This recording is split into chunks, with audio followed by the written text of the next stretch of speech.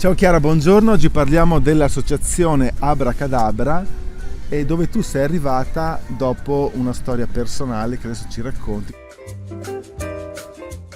Io ho 37 anni, dopo una storia familiare ovviamente di malattia, in quanto sia mia nonna, mio papà e mia sorella si erano malati di tumore, ho avuto accesso al test genetico dove ho scoperto appunto la mutazione BRCA2. Avevo 37 anni, io non avevo nessun sintomo, stavo Però benissimo.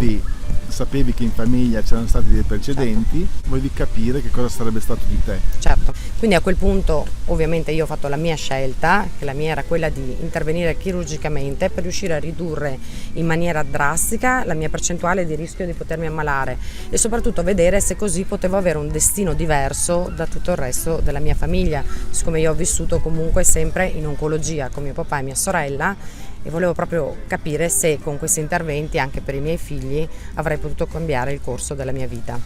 E così a 38 anni mi sono sottoposta a un intervento di mastectomia bilaterale, ovviamente del seno, e l'asportazione delle ovarie. E l'associazione Abracadabra, di cui tu oggi fai parte del direttivo nazionale e sei referente veneto, certo. Vivi a Padova tu, no? Sì.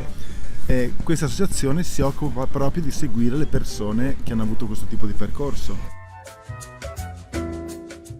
L'associazione Abracadabra nasce nel 2015 dalla prima associazione nazionale per sostenere le famiglie portatori di mutazione genetica BRCA1 e 2. L'associazione ha come finalità quella di appunto supportare le nostre problematiche, ma anche di dialogare con i sanitari e con le istituzioni. Una donna BRCA, ma anche un uomo, di che cosa ha necessità? Di essere comunque presa in carica a 360 gradi dalla unità, dall'ospedale, dall'oncologia di riferimento.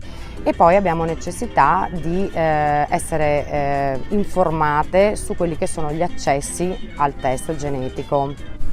Chiara, allora ad una ragazza giovane che sa di aver avuto in famiglia una storia di tumore al seno o alle ovaie, che cosa consigli di fare? Intanto di andare sul nostro sito dove troverà il dettaglio di tutte le tipologie di malattie che ti portano a un controllo genetico.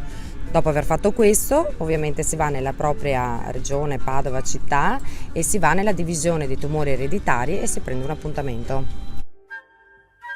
Grazie Chiara, buongiorno Mattino. Buongiorno Mattino.